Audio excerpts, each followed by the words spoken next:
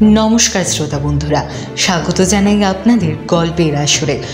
আপনাদেরকে অনেক ধন্যবাদ নিখিলেশ সিরিজটিকে এতটা ভালোবাসা দেওয়ার জন্য। তাই আজকে আপনাদের জন্য উপস্থিত করেছি একটা অসাধারণ গল্প নিয়ে। আজকে আমাদের নিবেদন লেখক সুকান্ত দাসের কলমে রহস্যময় সোনার কৌটো। আর প্রতি সপ্তাহে এরকম দারুণ দারুণ সব গল্প শুনতে হলে কী করতে হবে মনে আছে তো?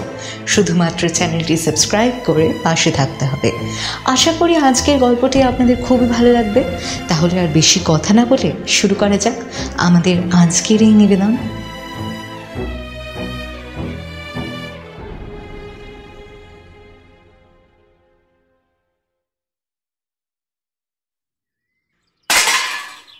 আমি ব্যালকনির কাছে দাঁড়িয়েছিলাম। ঘরের ভেতরের দিক থেকে বৌঠানের একটা চিৎকার শুনে আমি দৌড়ে রান্নাঘরের দিকে যেতে যেতে দেখতে পেলাম আমার আগেই নিখিলেশ পৌঁছল। রান্নাঘরে বৌঠান তখন তার ডান হাতটা ধরে দাঁড়িয়ে রয়েছে। সামনের দিকে তাকাতেই বুঝতে পারলাম আসলে কি হয়েছে। উনুনের উপর থেকে গরম চায়ের বাটি নামাতে গিয়ে বোধহয় সেটা উল্টে কোনোভাবে আঙুলের উপরে পড়েছে। বৌঠানের হাতের দিকে তাকাতেই দেখতে পেলাম খানিকটা জায়গা ফুলে এসেছে, সামান্য ফোসকা মতো পড়ে গেছে। পুটিরাম দেখতে পেয়ে তাড়াতাড়ি পাশের ঘর থেকে মলম নিয়ে এলো। নিখিলেশ একটা কাপড় দিয়ে হাত পরিষ্কার করে তাকে মলম লাগিয়ে দিল। তারপরে বলল, একটু দেখে কাজ করলেই তো হয়। কাজ করার সময় মন কোথায় থাকে তোমার বলো তো? বৌঠান হাতের ব্যথায় বোধহয় কাতর হয়ে গিয়েছিলেন। সেভাবেই বলল, উফ, আমি কি করব? হঠাৎ করে বাটিটা সারাশি থেকে ফসকে মাগো, তারপর আমার হাতের উপর এসে পড়লো। ও মা! সেটাই তো বলছি, এমনভাবে কাজ করো কেন যে বিপদ বেড়ে যায়। থাক, এখন আর তোমায় কিছু করতে হবে না।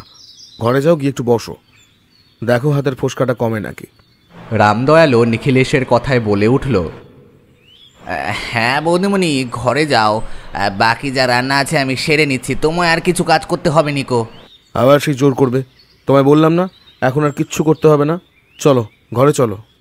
নিখিলেশ বৌঠানকে একরকম জোর করে সেখান থেকে ঘরে নিয়ে গেল। এমন একটা ঘটনা যে ঘটে গেল সে ব্যাপারটা আমি হজম করে নিলাম, কারণ বড়সড় তেমন কিছু ঘটেনি। বৌঠানের হাতের ফোসকা কয়েকদিন থাকবে, তারপরে ঠিক হয়ে যাবে। আর যেটা হয়েছে সেটা নিয়ে তো আর এখন বেশি ভেবে লাভ নেই। তাই আমিও হাঁটতে হাঁটতে আবার ব্যালকনির কাছে গিয়ে দাঁড়ালাম। এখন বিকেলের সময়। বৌঠানকে আসলে চায়ের ফরমাইশটা আমিই করেছিলাম, তাই একটু খারাপ লাগছিল। চা করতে গিয়ে যে এমন একটা দুর্ঘটনা ঘটে যাবে সেটা আমি কি করে জানব?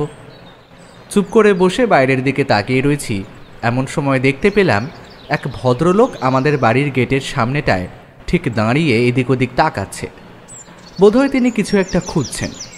আমি একটু অপেক্ষা করে ব্যালকনির উপর থেকেই হাত দিয়ে বললাম, ও মশাই, কাউকে খুঁজছেন নাকি? ভদ্রলোক আমার গলা শুনে আমার দিকে তাকালেন, তারপর বাড়ির ভেতরে খানিকটা ঢুকে এসে বললেন, আচ্ছা মশাই, বলছিলাম এখানে নিখিলেশ বক্সির বাড়ি কোনটা? এমন একটা কিছু আন্দাজ আমি মনে মনে করছিলাম, তাই একটু হেসে বললাম, হ্যাঁ একদম ঠিক জায়গাতেই এসেছেন।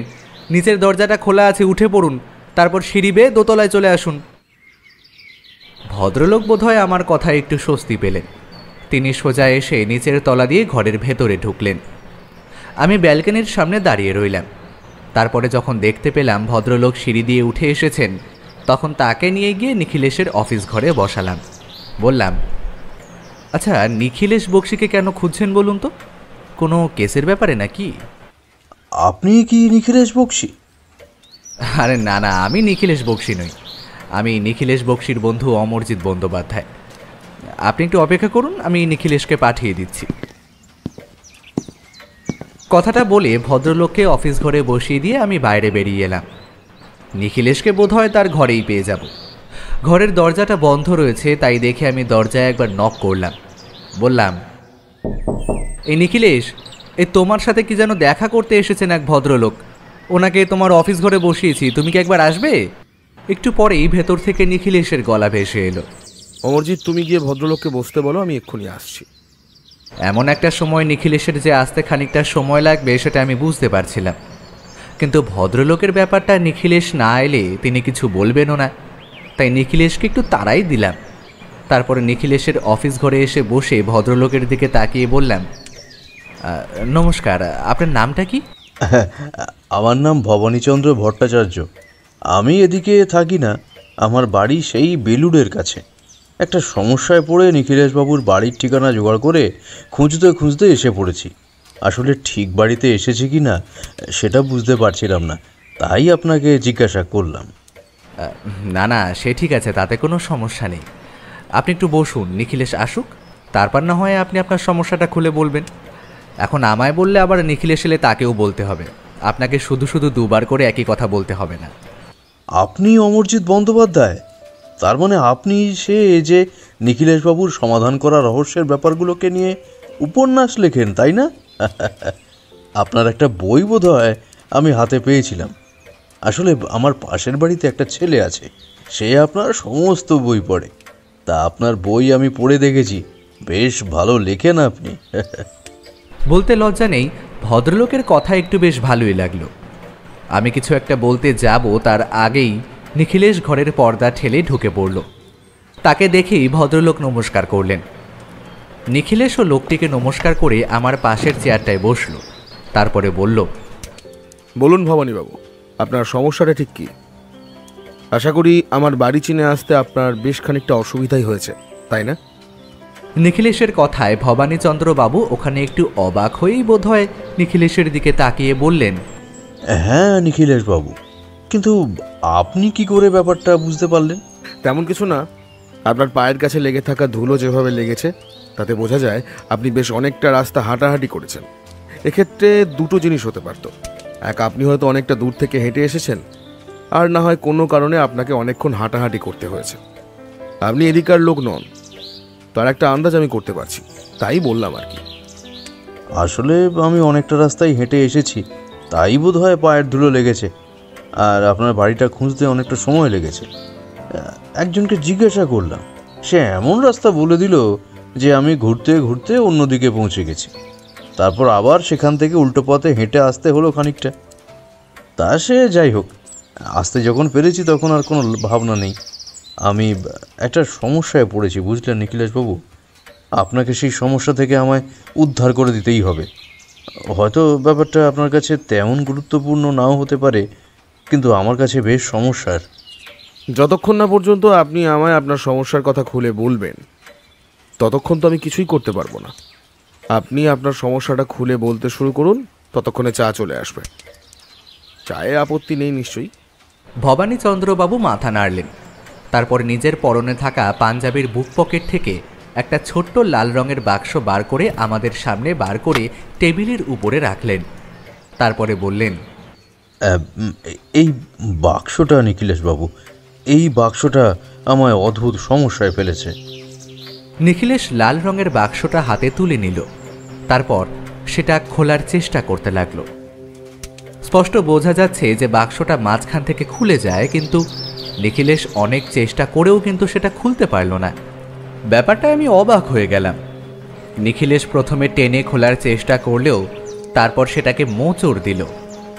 উল্টো দিক থেকেও খোলার চেষ্টা করলে কিন্তু কোনোভাবেই সেটা খুলতে চায় না। নিখিলেশের কাছে ব্যাপারটা দেখে আমি সেটা তার কাছ থেকে নিলাম। তারপর আমিও সেটা খোলার চেষ্টা করলাম, অথচ স্পষ্ট বোঝা যাচ্ছে বাক্সটা মাঝখান থেকে খুলে যাওয়ার কথা, কিন্তু সেটা কিছুতেই খুলছে না। আমাদের কার্যকলাপ দেখেই ভবানীচন্দ্রবাবু বলে উঠলেন, বললাম না নিখিলেশবাবু, এই বাক্সটা বড় অদ্ভুত। বাক্সটা আমি অনেকবার খোলার চেষ্টা করেছি, কিন্তু কিছুতেই খুলতে পারিনি। বাক্সটা আপনি কোথায় পেয়েছেন? সেইটাই হচ্ছে আসল কথা নিখিলেশবাবু। বাক্সটা আমার বাড়িতেই ছিল। বেলুড়ে যেখানে আমার বাড়ি, সেখানে আমার বাড়ির দোতলায় একটা চিলেকোঠার ঘর আছে। সেখানে জিনিসপত্র সমস্ত কিছুই থাকে। আমার বাড়িতে আমার স্ত্রী, আমার ছেলে সবাই রয়েছে। তাছাড়া আমার বাড়ির নিচের তলাটা ভাড়া দেওয়া। আপনি আমার বাড়ি দেখলেই বুঝতে পারবেন। তা সেই ভাড়ার টাকাতেই আমার কোনো রকমের চলে। তাছাড়া আমার ছেলেও কাছেই একটা দোকানে কাজ করে। মোটামুটি আমাদের সংসার চলে যায়। সমস্যার কথা হলো, ওই চিলেকোটার ঘরে সেখানে অন্যান্য জিনিসপত্রের মধ্যে আমি এই বাক্সটা পড়ে থাকতে দেখতে পাই। কৌতূহল বসে বাক্সটা তুলে বার করে এনেছিলাম। ভেবেছিলাম এমন বাক্স তো সোনার গহনার দোকান থেকে দেয়, ছোট কিছু থাকতে পারে এর মধ্যে। বাক্সটা তুলে এনে নিজের ঘরে রাখি। তারপর বাক্সটার কথা ভুলেই গেছিলাম। কিন্তু এর পরে হঠাৎ বাক্সটার কথা মনে পড়তেই আমার ঘরে টেবিলের ড্রয়ারটা খুলে বাক্সটা বার করতে গিয়ে দেখি সেটা সেখানে নেই।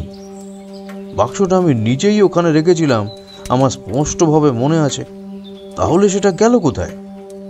বাক্সটা আমি আমার ঘরে খুঁজে দেখি, কিন্তু কোথাও নেই। বাক্সটা ড্রয়ার থেকে বার করে অন্য কোথাও রেখে দিতে পারি, কিন্তু সেটা তো ঘরে থাকবে, আর ঘর থেকে তো সেটা কেউ নিয়ে যাবে না। বাক্সটার এমন অদ্ভুতভাবে হারিয়ে যাওয়ার কথাটা আমি কেমন যেন মেনে নিতে পারছিলাম না, বুঝলেন? আমি আমার স্ত্রী এবং ছেলেকে অবশ্য কথাটা জানাই। তারা সকলেই বলে তারা কোনো বাক্স দেখেনি। পরদিন সকালে সিঁড়ি দিয়ে নিচের দিকে নামতে যাচ্ছি, এমন সময় দেখতে পেলাম বাক্সটা সিঁড়ির এক পাশে রয়েছে। তখনই মনে পড়ে গেল, আরে এটা তো সেই বাক্সটা যেটা আমি খুঁজে চলেছি।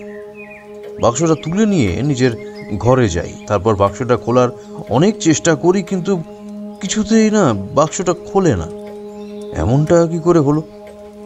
বাক্সটা দেখে বোঝা যাচ্ছে যে বাক্সটা খোলা যায়, অথচ টেনে কিংবা মোচড় দিয়ে কোনোভাবেই সেটা খোলা যাচ্ছে না কেন? বাক্সটা আমার ঘরে টেবিলের ড্রয়ারে আবার রেখে দিই। বাক্সটা কানের কাছে নিয়ে নাড়িয়ে দেখেছিলাম, তার মধ্যে কিছু নেই। কিন্তু একটা ব্যাপার মনে হয়, যখন বাক্সটা যখন চিলেকোঠার ঘরে খুঁজে পাই, তখন বাক্সটা একবার নাড়িয়ে দেখেছিলাম। মনে হয়েছিল তার ভেতরে কিছু একটা আছে, সেটা নড়ছিল। এখন তার মধ্যে কিছু নেই, অথচ বাক্সটা খুলে দেখতেও পারছি না তার মধ্যে কিছু আছে নাকি। সে ব্যাপারটা আর বাড়ির কাউকে জানায়নি। আজ সকালে একটা কাজে আমার এদিকে আসতে হয়েছিল, তা যাওয়ার সময় আপনার কথা মনে হতে ভাবলাম আপনার কাছে একবার বাক্সটা নিয়ে আসি, যদি কিছু জানা যায় তাই।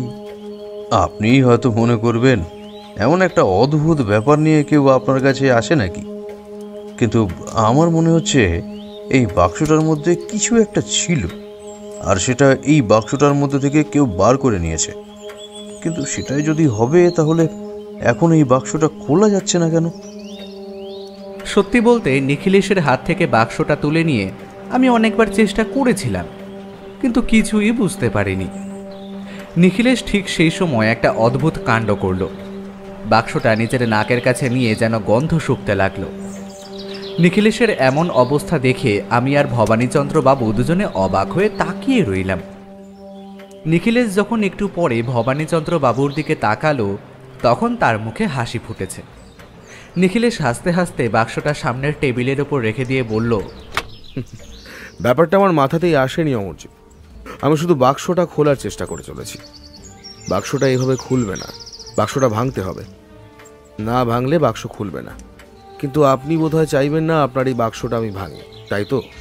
কিন্তু নিখিলেশবাবু, আসলে কি বুঝতে পারলেন আপনি বলুন তো? আমি তো কিছুই বুঝতে পারিনি। বাক্সটা থেকে একটা কেমন অদ্ভুত গন্ধ আসছে বটে, তবে সেটা কিসের গন্ধ? এটা হলো এক ধরনের আঠা। এই আঠা প্লাস্টিক জাতীয় কোনো কিছু জুড়ে দিতে কাজে লাগে। যতদূর মনে পড়ে এই সমস্ত আঠা ব্যাগ তৈরি কিংবা প্লাস্টিকের জিনিসপত্র তৈরির কারখানায় ব্যবহার করা হয়। সেই আঠা দিয়ে খুব সুন্দরভাবে এই বাক্সের মুখটা আটকানো হয়েছে। কাজটা তো পরিষ্কারভাবে করা হয়েছে যে বাইরে থেকে আঠার কোনো চিহ্ন পাওয়া যাবে না। আর আঠার গন্ধ বেশ কম, আর একটু অল্প, তাই চট করে গন্ধটা বোঝাও যাবে না। এই বাক্সটা ভেঙে ফেললে বোঝা যাবে এর ভেতরে কি ছিল, অথবা এর ভেতরে বর্তমানে কি আছে। তার আগে পর্যন্ত আপনি কিছুই বুঝতে পারবেন না। এবার আপনি বলুন তো, আপনার ওই টেবিলের ড্রয়ার থেকে বাক্সটা তুলে নিতে পারে এমন কেউ রয়েছে? নিখিলেশবাবু, ড্রয়ার থেকে কেউ বাক্সটা বার করে নিলে সেটা যদি আমার বাড়ির কেউ হতো, তাহলে তো নিশ্চয়ই আমায় বলতো। এটা আমার কাছে এত দামি তো কিছু নয় যে মিথ্যা কথা বলতে হবে। এমনটা কিন্তু হয়ে থাকতেই পারে ভবানীবাবু। কেউ বাক্সটা ওখান থেকে বার করে নিয়েছিল অন্য কোনো কাজে, তারপর সেটা হারিয়ে যাওয়ায় এখন আর সে কথা কেউ স্বীকার করতে চাইছে না। তারা মনে করছে বাক্সটা আপনার খুব কাজে। তাই ওটা হারিয়ে ফেলেছে শুনলে আপনি একটু রাগারাগি করবেন। সেটা হলেও হতে পারে, আমি ঠিক সেটা বলতে পারছি না, কিন্তু এই বাক্সটা আমার ওই টেবিলের ড্রয়ার থেকে ওভাবে সিঁড়ির কাছে চলে এলো কীভাবে? আমার স্পষ্ট মনে আছে সেদিন বাক্সটা খুঁজে পাচ্ছিলাম না। সেদিন আমি সিঁড়ি দিয়ে অনেকবার ওঠানামা করেছি, এমনকি আমার স্ত্রী কিংবা ছেলেও করেছে। কই, তারা তো বাক্সটা দেখতে পায়নি। তাহলে পরদিন সকালে বাক্সটা ওখানে এলো কি করে? শুধু এটার জন্য আপনি এতটা চিন্তিত হয়ে পড়েছেন বলে আমার কিন্তু মনে হচ্ছে না।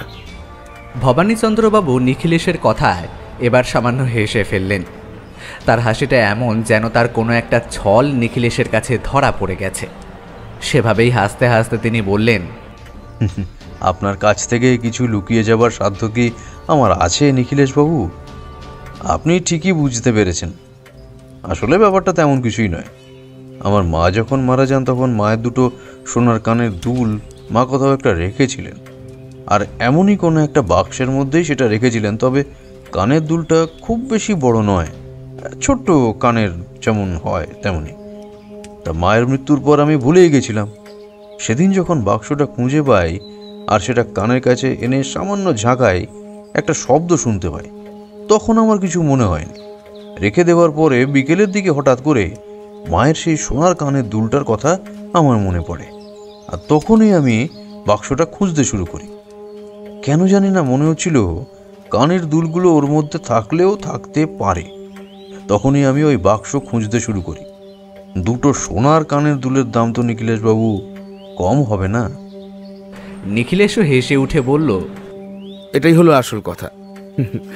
তা ভবানীচন্দ্রবাবু, এই বাক্সটার মধ্যে এখন যে কিছু নেই সে কথা আমি আপনাকে বলে দিতে পারি। তার জন্য বাক্সটা খোলার প্রয়োজন নেই, তবে কাগজপত্র জাতীয় যদি কোনো কিছু থাকে তাহলে তার কোনো শব্দ হবে না। আর বাক্সটা আপনার বাড়ি থেকে অদ্ভুতভাবে হারিয়ে যাওয়া, তারপর আবার সিঁড়ির কাছে ওটা ফিরে পাওয়ার মধ্যে কোনো একটা রহস্য থাকলেও থাকতে পারে। আর আপনার মায়ের কানের দুল যদি এর মধ্যে থেকে থাকে তাহলে সেই সময়ের মধ্যে চুরি যেতেও পারত। আপনার বাড়িতে গিয়ে আপনার বাড়িটা একবার দেখা দরকার, আর আপনার বাড়ির লোকের সাথে কথা বলা দরকার। প্রয়োজন হলে আপনার বাড়ির ভাড়াটেদের সাথেও একবার কথা বলা দরকার। বোধহয় তাতে কিছুটা সাহায্য হবে, কিন্তু আজ তো সময় হবে না। আজ আমি একটু ব্যস্ত রয়েছি। কাল সকালে আমি আপনাদের বাড়িতেই যাই। আপনি আপনার বাড়ির ঠিকানাটা আমায় লিখে দিয়ে যান। যদি টেলিফোন থাকে তাহলে টেলিফোন নম্বরটাও দিয়ে যান। ভবানীচন্দ্রবাবু টেলিফোন নাম্বার দিতে পারলেন না, কারণ তার বাড়িতে টেলিফোন নেই। তবে তার পাশের বাড়ির এক ভদ্রলোকের টেলিফোন নাম্বার তিনি দিয়েছিলেন। যদি তেমন প্রয়োজন হয় তাহলে সেই নাম্বারে টেলিফোন করলেই তাকে পাওয়া যাবে। আর তার বাড়ির ঠিকানাটা ভালোভাবে লিখে দিয়ে তিনি যাওয়ার আগে আরও একবার বললেন, নিখিলেশবাবু, এই ব্যাপারটা কিন্তু একটু দেখবেন। আমি অনেক আশা করে আপনার কাছে এসেছি, আমায় নিরাশ করবেন না। কোনো চিন্তা করবেন না, আমি কালই আপনার বাড়িতে যাচ্ছি। আজই যেতাম, আসলে আমার বাড়িতে আজ একটু সমস্যা হয়েছে, তা না হলে যাওয়া যেত। তাই কাল গেলে আমার মনে হয় খুব একটা অসুবিধা হবে না। তবে এর মধ্যে একটা কাজ করবেন আপনি, আপনার বাড়ির লোকেদের সাথে আর আপনার ভাড়াটিয়াদের সাথে এই বাক্সটা নিয়ে একবার কথা বলে রাখবেন। দেখবেন তাদের কাছ থেকে কিছু জানতে পারেন নাকি। আর কি কি কথা হলো, তারা কি জানালো, সেই সমস্ত কিছু মনে রাখবেন। সেটা আমাদের এই কেসে কিন্তু কাজে লাগতে পারে। ভদ্রলোক নিখিলেশকে আর আমাকে আরও একবার নমস্কার করে ঘর থেকে বেরিয়ে গেলেন। তিনি চলে যেতে আমি বললাম, নিখিলেশ, তুমি কি এই কেসটা হাতে নিলে? আমার তো মনে হচ্ছে এই কেসে তেমন কিছুই নেই। এই ভদ্রলোক চিলেকোঠা থেকে দুটোর সোনার কানের দুল একটা বাক্সের মধ্যে পাবেন, এটা তো আর বিশ্বাস করা যায় না। তেমন হলে তো তিনি এটা আগেই পেয়ে যেতেন। মাঝে মাঝে এমনটা হয় অমরজি। এমন কোনো জিনিস আমাদের চোখ থেকে মাঝে মাঝে এড়িয়ে যায় যেটা আসলে কি তা সম্পর্কে আমাদের সঠিক ধারণা থাকে না। ভবানীচন্দ্রবাবু আগেই বলেছেন তার মায়ের কাছে দুটো সোনার কানের দুল ছিল, সে সম্পর্কে তিনি নিশ্চিত, কিন্তু সেটা তিনি ওনাকে দিয়ে যেতে পারেননি কোনো কারণে। আর তাই সেটা ঘরে অন্যান্য বাতিল জিনিসপত্রের সাথে পৌঁছে গিয়ে থাকতেই পারে এই লাল বাক্সটার মাধ্যমে। আর যদি কিছু না থাকে তাতেও তো কোনো সমস্যা নেই, আমাদের একবার বেরিয়ে আসা হবে, কি বুঝলে? বেলুড়ের দিকে অনেকদিন যাওয়া হয়নি। এখন উঠি অমরজিৎ, কৃষ্ণকুমারীর হাতের ব্যথাটা বাড়লো নাকি দেখি। কাল তাহলে সকালের দিকে বেরোচ্ছি আর এই ভদ্রলোকের বাড়িতে যাচ্ছি। কথাটা বলে নিখিলেশ বেরিয়ে নিজের ঘরের দিকে চলে গেল। আমি বেশ কিছুক্ষণ সেখানেই বসে রইলাম। দেখতে পেলাম নিখিলেশ বাক্সটা টেবিলের উপরেই রেখে গেছে। আমি সেটা নিয়ে বেশ কিছুক্ষণ খোলার চেষ্টা করলাম, কিন্তু আবারও ব্যর্থ হয়ে বাক্সটা নাকের কাছে আনতে একটা অতি ক্ষীণ গন্ধ আমি নাকে পেলাম। তাহলে এই গন্ধটার জন্যই নিখিলেশ বলছে আঠা দিয়ে বাক্সটা লাগানো হয়েছে। তার সাথে সাথেই একটা ব্যাপার আমার মনে হলো, যদি বাক্সটার মধ্যে আসলেই কিছু না থাকে তাহলে বাক্সটা নিয়ে হঠাৎ করে কেউ তার মধ্যে আঠা লাগাতে যাবে কেন? আর বাক্সটা ভদ্রলোকের সিঁড়ির কাছেই বা পাওয়া যাবে কেন? হয় ভদ্রলোক কোনো কথা মিথ্যে বলছেন, আর না হলে এই কেসটার মধ্যে সত্যিই কিছু একটা রয়েছে।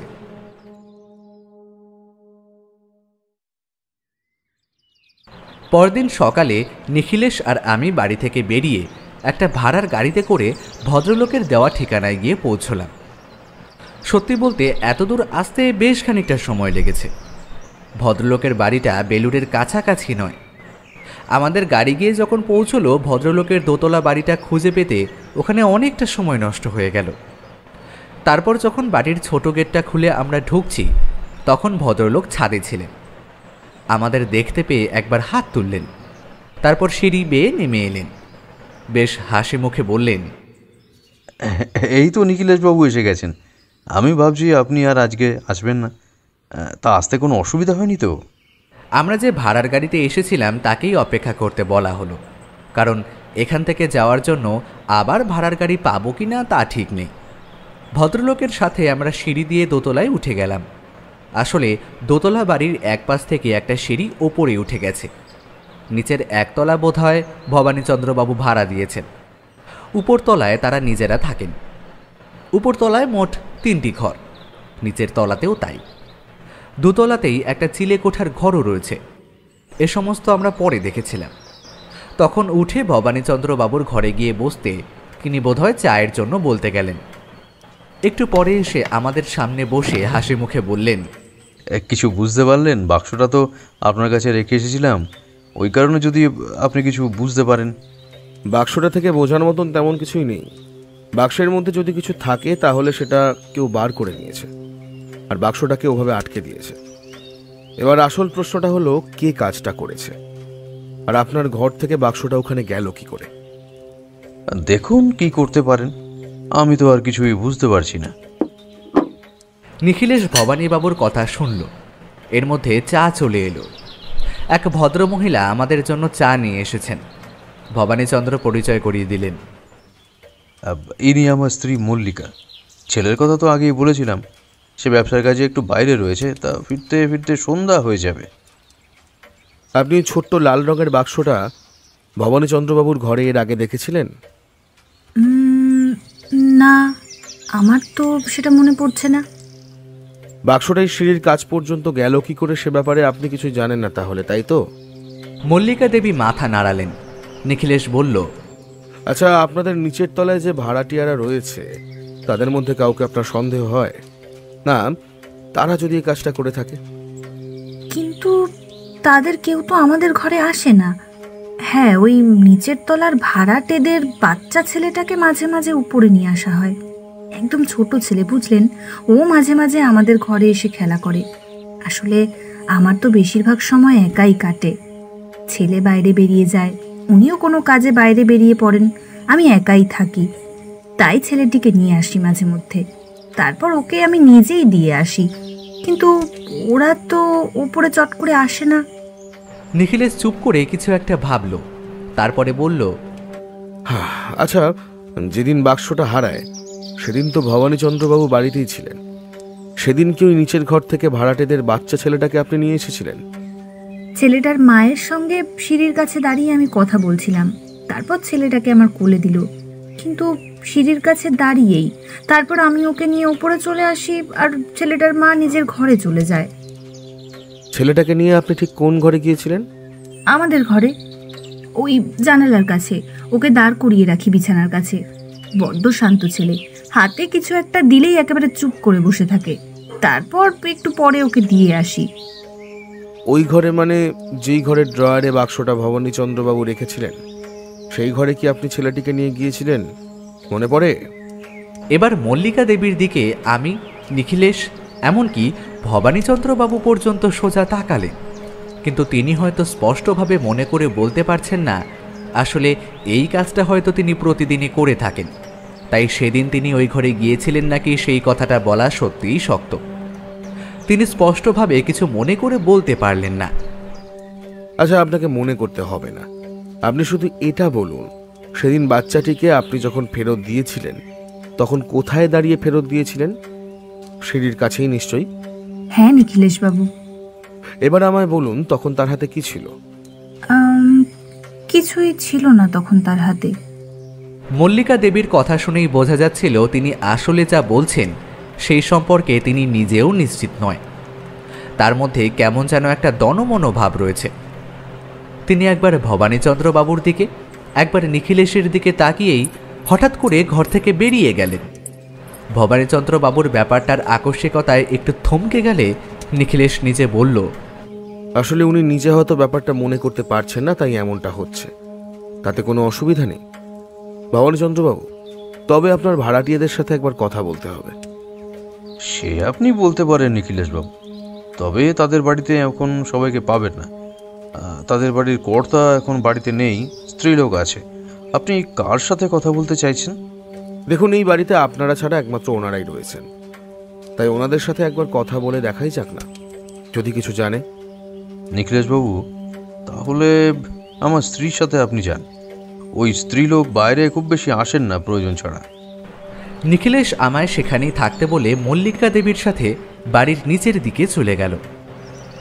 বেশিরভাগ মহিলাদের সবার কাছ থেকে নিজেকে আড়াল করে রাখার একটা প্রবণতা যে থাকে তা আমি জানি, তাই ব্যাপারটা নিয়ে তেমন একটা আশ্চর্য হলাম না। কিন্তু নিখিলেশ ভদ্রমহিলার সাথে কথা বলার ব্যাপারে এত উৎসাহী হয়ে পড়ল কেন, সেটাই বুঝতে পারছিলাম না। সে যাই হোক, আমি আর ভবানীচন্দ্রবাবু তখন সেই ঘর থেকে বেরিয়ে উপরে ছাদে গিয়ে দাঁড়ালাম। ছাদের চারপাশে সামান্য উঁচু রেলিং রয়েছে, তা দিয়ে এদিক ওদিক সবটাই দেখা যায়। ভদ্রলোক ছাদের চারপাশে ঘুরতে ঘুরতে হঠাৎ বললেন, অমরজিৎবাবু, আমার কিন্তু একটা সন্দেহ হয়, যেটা নিখিলেশবাবুকে এখনো বলিনি। আর নিখিলেশবাবু কীভাবে নেবেন, তাই আপনাকে কথাটা বলি। ওই লাল রঙের বাক্সটা সিঁড়ির কাছে পাওয়ার পরে আমার কেমন যেন মনে হয়েছিল ওই বাক্সটা নিচের ঘরের কেউ নিয়ে গেছে, কিন্তু ওরা আমাদের ঘরে খুব একটা আসে না। তাই ওই ড্রয়ার থেকে তারা ওটা নিল কী করে, সেটাই আমি ঠিক বুঝতে পারছি না। নিখিলেশ এলেই নিখিলেশকে কথাটা জানাবেন। আমার মনে হয় সেও হয়তো ওদেরকেই সন্দেহ করছে, তাই নিচের ঘরে ওদের সাথে কথাবার্তা বলতে গেছে। আপনার ছেলে কখন ফেরে? তার ফিরতে ফিরতে এরকম বিকেল হয়ে যায়। আপনাদের সাথে বোধহয় তার দেখা হবে না। ব্যাপারটা আমিও বুঝতে পেরেছিলাম যে আমাদের সাথে তার দেখা হবে না, কারণ রাত পর্যন্ত তার আমরা এখানে থাকবো না, তার আগেই আমাদের চলে যেতে হবে। ছাদের এদিকে ওদিকে আমরা ঘুরতে লাগলাম। একটু পরেই নিখিলেশ উপরে উঠে এলো। ভবানীচন্দ্র বাবুর দিকে তাকিয়ে বলল, ভবানীচন্দ্রবাবু, আমাদের কাজ আজকের মতো শেষ হয়েছে। আপনার পাশের বাড়ির টেলিফোন করলে নিশ্চয়ই আপনাকে পাওয়া যাবে। হ্যাঁ, পাওয়া যাবে, কিন্তু মানে কাজ হলো কিছু একটা অনুমান করতে পারছি আমি, তবে তার জন্য আরও একটা ব্যাপারে নিশ্চিত হওয়া দরকার। তবে এটা বলতে পারি যে আপনার এই লাল বাক্সের মধ্যেই আপনার মায়ের সেই সোনার কানের দুলজোড়া ছিল। সেটা এই মুহূর্তে কোথায় আছে সে ব্যাপারে আমি কিন্তু কিছুই বলতে পারবো না। নিখিলেশের কথা শুনে ভবানীচন্দ্রবাবু অবাক হয়ে নিখিলেশের দিকে এগিয়ে এলেন। তারপরে বললেন, কিন্তু নিখিলেশবাবু, মায়ের সোনার কানের দুল তাহলে কে আমার ঘর থেকে চুরি করলো? আমার ধারণা যদি সঠিক হয় তাহলে চুরিটা হয়েছে অদ্ভুতভাবে। আসলে চোর নিজেও জানতো না যে সে চুরি করে বসেছে। আর আসল চোরকে কিন্তু শাস্তি দেওয়া যাবে না, শাস্তি দেওয়া যাবে পরোক্ষভাবে যে চুরি করেছে তাকে। নিখিলেশের কথায় ভবানীচন্দ্রবাবু অবাক হয়ে তাকিয়ে রইলেন। সত্যি বলতে কি, তার কোনো কথা আমি নিজেও বুঝতে পারছিলাম না। তাই বললাম, তুমি কি বলছো নিখিলেশ? কিছুই তো বোঝা যাচ্ছে না। এখন এর থেকে বেশি কিছু আর বোঝানো যাবে না। আমার একটা কথা বলুন তো ভবানীচন্দ্রবাবু, আপনার নিচের ঘরের ভাড়াটিয়া ভদ্রলোক যে কাছে একটা কারখানায় কাজ করে, সে কথাটা কি সত্যি? ভবানীচন্দ্রবাবু মাথা নাড়লেন। ভবানীচন্দ্রবাবুকে আশ্বস্ত করে সেখান থেকে বেরিয়ে এলাম। বাড়ি থেকে বেরোনোর সময় দেখতে পেলাম এখন নিচের ঘরের দরজা খোলা রয়েছে। আর সেখান থেকে এক ভদ্রমহিলা আমাদের দিকে তাকিয়েছিলেন। আমাদের দেখতে দরজা বন্ধ করে দিলেন। নিখিলেশের দিকে তাকাতে দেখতে পেলাম নিখিলেশের মুখে হাসি। পরদিন সকালে নিখিলেশ কোথায় যেন বেরিয়ে পড়ল। যাওয়ার সময় আমায় যেমন কিছুই বলে গেল না, তেমনি বৌঠানের কাছে খোঁজ নিয়ে জানতে পারলাম তাকেও কিছুই বলে যায়নি। তবে সকালে নাকি একবার থানায় টেলিফোন করে কিছু কথাবার্তা বলছিল। সেই সময়ে বৌঠান চা দিতে এসে শুনতে পেয়েছে। কিন্তু এত সকালে নিখিলেশ কোথায় বেরিয়ে পড়ল সেটাই আমি বুঝতে পারছিলাম না। তাহলে কি ভবানীচন্দ্রবাবুর কেসের ব্যাপারে কোনো নতুন সূত্র পাওয়া গেল? আমার তো মনে হয় ওই নিচের ঘরের কেউই চুরিটা করেছে। কিন্তু সেই ক্ষেত্রে ওই একটা জায়গাতেই আমার ভাবনা বারবার এসে ধাক্কা খাচ্ছে। ভবানীচন্দ্রবাবু, মল্লিকা দেবী সবাই বলছেন ওরা উপরের ঘরে আসে না। নিজের ঘরের ভদ্রমহিলা সবসময় তো নিচের ঘরেই থাকেন, আর ভদ্রলোক থাকেন কাজে। তার ফিরতে নিশ্চয়ই রাত হয়ে যায়, তারপরে তো আর উপরের ঘরে আসার প্রয়োজন পড়ে না। তাহলে চিন্তা করলো কে আর কখন করলো। দুপুর গড়িয়ে যাওয়ার পরে নিখিলেশ ফিরে এলো। এসে প্রথমে বাথরুমে গেল, তারপর দুপুরের খাওয়া সেরে নিজের অফিস ঘরে বসে আমাকে ডেকে পাঠালো। আমি গিয়ে তার ঘরের চেয়ারের উপরে বসতেই নিখিলেশ বলল, কেসের ব্যাপারে তোমার কি মনে হয়? দেখো, চুরি যে কেউ করেছে সেটা তো বোঝাই যাচ্ছে, না হলে আঠা দিয়ে বাক্সটার মুখটা এমনভাবে আটকে দিত না। তবে চুরিটা কে করল? আমার তো মনে হয় ভবানীচন্দ্রবাবুর ছেলেই এই কাজটা করেছে। দেখো, তার কাছে সময়, সুযোগ সব কিছুই তো ছিল। আচ্ছা, কিন্তু সে জানবে কি করে ওর মধ্যে ভবানীবাবুর মায়ের সোনার কানের দুল রয়েছে? হয়তো সে জানতো না, বাক্সটা খুলে হয়তো সে দেখতে পেয়েছিল। সেক্ষেত্রে সেই মুহূর্তে তো সে আর কিছু জানবে না। বাক্সটা চিলেকোঠার ঘর থেকে পাওয়া গেছে, সেটা ছিল ভবানীচন্দ্রবাবুর টেবিলের ড্রয়িং। সেখান থেকে সেটা নিয়ে নেওয়া চুরি করার সমান। সে নিশ্চয়ই যদি কানের দুলটা দেখেও থাকতো, তাহলে বাড়িতে কাউকে জিজ্ঞাসা করতো ওটা ওখানে এলো কেন। তুমি ভুলে যাচ্ছ অমরজিৎ, ভবানীচন্দ্রবাবুর কোনো জিনিস মানে সেটা তার ছেলেরও। তাহলে কাজটা কে করেছে? নিচের ভাড়াটিয়াদের মধ্যে কি কেউ এই কাজটা করেছে? কিন্তু ভাড়াটিয়া দুজন ওপরে কখনোই আসে না। যদিও সিঁড়িতে দাঁড়িয়ে মল্লিকা দেবীর সাথে গল্প করে, তবে ওটা সিঁড়ি পর্যন্তই, তার বেশি উনি কখনো উঠে আসেন না। তাহলে ওই ড্রয়ার থেকে নিচ পর্যন্ত বাক্সটা গেল কি করে? নিখিলেশের কথায় যুক্তি ছিল, তাই আমি আর কিছুই বলতে পারলাম না। ভাবতে লাগলাম, একসময় হঠাৎ করেই বললাম, তুমি তো কাল বললে চোর নাকি পরোক্ষভাবে চুরিটা করেছে। তার মানে তুমি নিশ্চয়ই জানো যে প্রত্যক্ষভাবে আসলে কে চুরি করেছে। আমার অনুমানে আমি সবটাই জানি অমরজিৎ। এখন আমি তোমার থেকে জানতে চাইছি তোমার কি ধারণা। তাহলে বুঝবো আমার আর তোমার ধারণাটা একই কিনা। সত্যি বলতে আমি কিন্তু কিছুই ধারণা করতে পারছিলাম না। বারবার মনে হচ্ছিল এটা কে করলো, এই ঘর পর্যন্ত আসলে গিয়েছিল কে। হঠাৎ করে একটা কথা মনে পড়ে গেল। ধারণাটা অদ্ভুত, এমন একটা কথা ভাবাই যায় না, কিন্তু তবুও কথাটা হঠাৎ করে মাথায় আসতে নিখিলেশের দিকে তাকালাম। নিখিলেশ বোধহয় বুঝতে পেরেছিল আমার মাথায় কি এসেছে, তাই দেখতে পেলাম তার মুখে একটা অদ্ভুত হাসি। সে আমায় কিছু বলার সুযোগ না দিয়েই বলল, ঠিক আন্দাজ করেছ, আমারও মনে হচ্ছে ব্যাপারটা এমনটাই হয়েছে। কিন্তু এই বাক্সটা আবার সিঁড়ির কাছে রেখে দেওয়ার কারণটা কি?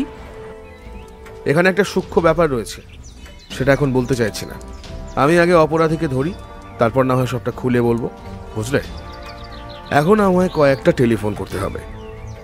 আমি জানতে চাইছিলাম আমার ধারণাটা তোমারও মনে হচ্ছে কিনা। এবার এই পথেই তদন্ত করা যাক। নিখিলেশ উঠে গিয়ে টেলিফোনে থানার সাথে কিছুক্ষণ কথাবার্তা বলল। সে যে একটা পরিকল্পনা করে ফেলেছে সেটা বুঝতে পারছিলাম, আর সেই পরিকল্পনা মতো কাজ করলে অপরাধীকে তাড়াতাড়ি ধরা যাবে সেটাও বোঝা যাচ্ছে। তবে নিখিলেশের মাথায় এই কথাটা হঠাৎ করে এলো কি করে সেটাই আমি ভাবছিলাম। কেসটা প্রায় সমাধান হয়েই এসেছিল, এখন শুধু অপরাধীকে ধরাটাই বাকি ছিল। অপরাধী ধরা পড়ল বটে, তবে তার আগে খুঁজে পাওয়া গেল সেই সোনার কানের দুলখানা। পুলিশের অনুমান এবং তল্লাশিতে পাওয়া গেল সেই কানের দুল এক সোনার দোকান থেকে। আর সেই সোনার দোকানদার পুলিশের সামনে স্বীকার করে নিল যে তার কাছে কে ওই সোনার কানের দুল বিক্রি করতে এসেছিল। সত্যি বলতে চুরির একটা প্রমাণ পাওয়া গেল। আসলে নিখিলেশ আগেই প্রমাণ খোঁজার চেষ্টা করছিল, কারণ এটা এমন জটিল যে এখানে প্রমাণ খুঁজে পাওয়া যাবে না, সবটাই অনুমান। তাই প্রমাণ খুঁজে পাওয়ার পরে আমাদের আর অসুবিধে হলো না। সেদিন আমরা গিয়ে পৌঁছলাম ভবানীচন্দ্রবাবুর বাড়িতে। নিজের ঘরের ভাড়াটিয়া লোকটি কোনো কারণে সেদিন বাড়িতেই ছিল। আমাদের ভবানীচন্দ্রবাবুর ঘরেই বসতে দেওয়া হলো। নিখিলেশ ইচ্ছে করেই সেই ঘরে বসল, যেই ঘরে সেই টেবিলের ড্রয়ারটা রয়েছে। একটু পরে নিখিলেশ পকেট থেকে সোনাজোড়া বার করে ঘরের মাঝখানে একটা চেয়ারের উপরে রাখল। ভবানীচন্দ্রবাবু এবং মল্লিকা দেবী অবাক হয়ে সেটা দেখতে লাগলেন। ভবানীচন্দ্রবাবু বললেন, নিখিলেশবাবু, এটাই তো আমার মায়ের সেই সোনার দুল। নিখিলেশ সামান্য হাসল, তারপরে বলল, যে এটা চুরি করেছিল সে একটা দোকানে বিক্রি করেছিল। সেই সোনার দোকান থেকে আমরা এই সোনার কানের দুলটা উদ্ধার করেছি। তবে এখানে আমায় পুলিশের সাহায্য নিতে হয়েছে, না হলে উদ্ধার করা যেত না। তাদের হাতে নাতে কোনো প্রমাণ ছিল না, তাই প্রমাণ সংগ্রহের জন্য আমাদের প্রথমেই কানের দুলটা সংগ্রহ করা প্রয়োজন ছিল। এখন অপরাধীকে শাস্তি দেওয়া যেতেই পারে, তবে অপরাধী কিন্তু অনেক কিছুই জানতো না, না জেনে সে কাজটা করেছে। সবটা বলতে সুবিধা হয় যদি আপনি আপনার নিচের ঘর থেকে নিচের ঘরের কর্তা অর্থাৎ জগন্নাথবাবুকে একবার উপরে ডেকে আনেন। আপনি গিয়ে আমার কথা বললে ভদ্রলোক নিশ্চয়ই আর না করবেন না। ভবানীচন্দ্রবাবু অবাক হলেও নিচের ঘরে গিয়ে জগন্নাথবাবুকে ডেকে আনলেন। ঘরের মধ্যে একটা চেয়ার খালি ছিল, সেখানে জগন্নাথবাবুকে বসতে বলল। জগন্নাথ একটু অবাক হলেও তারপরে বসে বলল, কি ব্যাপার বলুন তো নিখিলেশবাবু, আপনি হঠাৎ আমাকে ডেকে পাঠালেন কেন? আপনি যে কারখানায় কাজ করেন সেখানে যতদূর সম্ভব এক ধরনের ব্যাগ তৈরি হয়, তাই না? প্লাস্টিক আর ভেলভেট জুড়ে নতুন ধরনের ব্যাগপত্র তৈরি হয়, আর সেই ব্যাগের কাজে এক ধরনের আঠা ব্যবহার করা হয়। আশা করি সেই আঠা আপনার কাছেও থাকবে। এই একটা কথায় জগন্নাথবাবুর মুখের সমস্ত বিরক্তি যেন এক নিমেষে কোথাও উধাও হয়ে গেল। তিনি বললেন, হ্যাঁ থাকবে, কিন্তু কেন বলুন তো? সেই আঠা দিয়ে বাক্সটা তো আপনি ভালোই বন্ধ করেছিলেন, কিন্তু আপনি ভুলে গিয়েছিলেন বাক্সটা মোচড় দিয়ে খোলা যায়। জগন্নাথবাবু যেন কিছু একটা বলতে গিয়েও চুপ করে গেলেন। তারপরে বললেন, কোন বাক্সের কথা বলছেন আপনি? আমি তো কিছুই বুঝতে পারছি না। যে বাক্সটা সেদিন হয়তো আপনার ছেলে খেলতে খেলতে নিয়ে ঘরে চলে গিয়েছিল, তখনই আপনি সেটা ফেরত দেওয়ার কথা ভাবেন। তবে তার আগে সেটা খুলে ফেলেন আর দেখতে পান ওর মধ্যে সোনার দুল রয়েছে। তখনই আপনি সেটা চুরি করার সিদ্ধান্ত নেন, তাই তো? এসব কি বলছেন নিখিলেশবাবু? আমি তো কিছুই বুঝতে পারছি না। আর আমি কানের দুল চুরি করতে যাব কেন? কারণ ঠিক তার পরদিন সকালেই আপনি আপনার কারখানার কাছেই একটা সোনার দোকানে বিক্রি করেছেন সেই কানের দুল। এই যে দেখুন আমার কাছে। এবার কিন্তু কানের দুলটা দেখে জগন্নাথবাবু একদম চুপ করে গেলেন। নিখিলেশ দেখে বলল, আশা করি এবার আপনার আর কিছু বলার নেই। এবার সত্যি স্বীকার করুন জগন্নাথবাবু। তবে আমি জানি আপনি জানতেন না ওই সোনার দুল আসলে ভবানীচন্দ্রবাবুর বাড়ির কারো, তাই তো? জগন্নাথবাবু মাথা নিচু করেই মাথা নাড়িয়ে সম্মতি জানালেন। নিখিলেশ এবারে বলল, আচ্ছা, এবার ঘটনাটা কি হয়েছিল সেটা আমি বলি। তারপর যদি আপনাদের মনে হয় আমি ভুল বলছি তাহলে আমায় সূত্রে দেবেন। জগন্নাথবাবু কিংবা তার স্ত্রী তারা কখনোই ওপরে আসতেন না, তাই তাদের পক্ষে ড্রয়ার থেকে লাল রঙের বাক্স তুলে নেওয়াটা কখনোই সম্ভব নয়। কিন্তু নিচের তলা থেকে উপরের তলায় কিন্তু একজন আসত, জগন্নাথবাবুর ছেলে। সে অনেকটা ছোট, তাকে কোলে করে নিয়ে মল্লিকা দেবী উপরের ঘরে আসতেন। কোনোভাবে সেদিন তাকে নিয়ে ওই ঘরে ঢুকেছিলেন, যেই ঘরের টেবিলের উপরে বাক্সটা রাখা ছিল। বোধহয় মল্লিকা দেবী ব্যাপারটা কোনো কারণে খেয়াল করেননি। পরে যখন মল্লিকা দেবী ছেলেটিকে ফিরিয়ে দেন তখনই তার হাতে বাক্সটা থেকে যায়। আর আমার মনে হয় মল্লিকা দেবী হয়তো খেয়াল করেননি, নয়তো কোনো কারণে ভুল কথা বলছেন। তিনি হয়তো ভেবেছেন যদি লাল রঙের বাক্সটা ওই বাচ্চাটার হাতে দেওয়ার কথা তিনি বলেন তাহলে হয়তো সমস্যা বাড়তে পারে, তাই তিনি বলেছেন এ ব্যাপারে তিনি কিছুই জানেন না। লাল রঙের বাক্সটা জগন্নাথবাবুর নজরে আসে। তিনি ওটা নিয়ে খুলে দেখতেই দেখতে পান সোনার দুল রয়েছে, অথচ সেটা যে কোথা থেকে এলো সেটা জগন্নাথবাবু কিংবা তার স্ত্রী কেউ জানতেন না। সে ব্যাপারে কোনো খোঁজ খবর নেওয়ার আগেই জগন্নাথবাবু স্থির করে ফেলেন দুলটা বিক্রি করে দেবেন। সেই মতো পরদিন সকালে সেটা বিক্রিও করে দেন। কিন্তু এবার সমস্যা হয় বাক্সটা নিয়ে। আসলে লাল রঙের জিনিস বাচ্চাদের খুব আকর্ষণ, তাই বাক্সটা নিয়ে বারবার খেলতে শুরু করে বাচ্চাটা। বাক্সটা বারবার খোলা বন্ধ হওয়ার সময় তার আঙুলের ছাপ লাগতে পারে, তাই ভেবে আঠা দিয়ে বাক্সটার মুখটা সুন্দরভাবে বন্ধ করে দেন জগন্নাথবাবু। আর তারপর সেই বাক্সটাই খেলতে খেলতে কোনোভাবে পরদিন সকালে এসে পৌঁছয় সিঁড়ির কাছে। এদিকে জগন্নাথবাবু এসব কিছুই জানতেন না। তিনি মনের আনন্দে ওই দুলগুলো বিক্রি করে দিয়েছিলেন। ভবানীচন্দ্রবাবু তার বাক্স ফেরত পান, কিন্তু বাক্সটা কিছুতেই খুলতে পারেন না। আর যতই খুলতে পারেন না ততই তার মনে হয় মায়ের রেখে যাওয়া সেই সোনার দুলের কথাগুলো। তাই তিনি আমার কাছে এসে পৌঁছন। আমি প্রথমে ভেবেছিলাম কেসটা নেহাত কোনো সাধারণ ব্যাপার, কিন্তু পরে এই বাক্সটা আঠা দিয়ে বন্ধ করে দেওয়ার ব্যাপারটাই আমার কেমন যেন অদ্ভুতভাবে এই কেসটায় টানে। আর এখন তো সমস্তটুকুই পরিষ্কার হয়ে গেল। তবে ভবানীচন্দ্রবাবু, এখানে আমি একটা কথা বলতে পারি।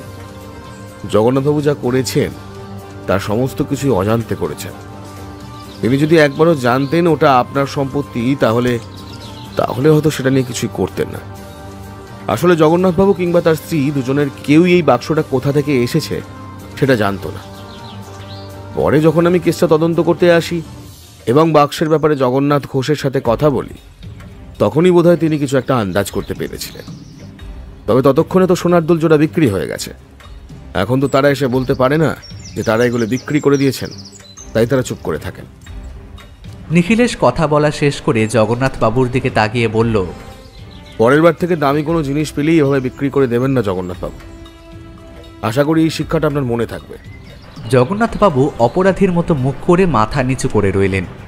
নিখিলেশ এবার ভবানীচন্দ্র বাবু আর মল্লিকা দেবীর দিকে তাকিয়ে বলল, দেখুন, এটা আপনাদের ব্যাপার, তাই আপনারা যা সিদ্ধান্ত নেবেন তাই ঠিক হবে। তবে আমার মনে হয় জগন্নাথবাবু নিজের অজান্তেই কাজটা করেছিলেন, তাই ওনাকে এবারের মতো ক্ষমা করে দেওয়াটা আপনার উচিত। আর আপনার দুই জোড়া দুল তো আপনি ফেরত পেয়েই গেছেন। ভবানীচন্দ্র বাবু মাথা নাড়িয়ে বললে, উনি যদি নিজে এসে আমাকে বলতেন যে উনি এই কাজ করে ফেলেছেন, তাহলেও আমি ওনার উপর রাগ করতাম না নিখিলেশবাবু। মানুষ অজান্তে অনেক ভুল করেই থাকে, মানুষকে ক্ষমা করে দেওয়াই তো মানুষের ধর্ম, তাই না? জগন্নাথবাবু এ কথায় হাত জোর করে ভবানীচন্দ্র বাবুর পায়ের উপরে পড়তে গেলেন, কিন্তু তার আগেই ভবানীচন্দ্র বাবু তাকে ধরে ফেললেন। বললেন, নিখিলেশবাবু, আপনি যে আমার কত বড় উপকার করলেন তা আমি আপনাকে বলে বোঝাতে পারবো না। তবে আমি আপনাকে আপনার প্রাপ্য থেকে বঞ্চিত করব না। আমি খুব শিগগিরই আপনার বাড়িতে যাব। নিখিলেশ আর আমি সেখান থেকে ভাড়ার গাড়িতে করে ফিরে এলাম। সেদিন কিন্তু ভাড়ার গাড়ির টাকাটা ভবানীচন্দ্রবাবু জোর করে নিজেই দিয়ে দিলেন। আমাদের আর কিছুই বলার থাকলো না। বাড়ি ফিরে এসে ঘরে বসেছি, এমন সময় নিখিলেশ বলল, কি বুঝলে অমরজিৎ? একটা ব্যাপার কিন্তু আমি কিছুতেই বুঝতে পারলাম না। তোমার হঠাৎ করে ওই বাচ্চা ছেলেটিকে সন্দেহ হলো কেন? মানে সে চুরি করেছে সেটা বলছি না, সে হাতে করে ওই লাল রঙের বাক্সটা নিয়ে গেছে, সেটা তোমার মনে হলো হঠাৎ করে কেন? সুযোগ অমরজিৎ, সুযোগ। ওই ঘরে যাওয়ার সুযোগ একমাত্র কিন্তু ছিল ওই বাচ্চা ছেলেটারই। তবে এর মধ্যে আমি একবার রাতের বেলা টেলিফোন করে ভবানীচন্দ্রবাবুর ছেলের সাথে কথা বলেছি, তবে সে কাজটা করেছে বলে আমার মনে হয়নি। তাই বাকি থাকলো ওই ভাড়াটিয়ার, অর্থাৎ জগন্নাথবাবু আর তার ছেলে। কেসটা যে এমনভাবে শেষ হবে তা আমি অনুমান করতে পারিনি। তবুও সেই প্রথম দিন যখন ভবানীচন্দ্রবাবু বাড়িতে এসেছিলেন, তখন যেমন মনে হয়েছিল এটা একটা অতি সাধারণ অপ্রয়োজনীয় কেস, সেটা কিন্তু এখন আর মনে হলো না। নিখিলেশ অনুমান ঠিকই করেছিল, এই কেসে অন্তত কিছু একটা তো আছে।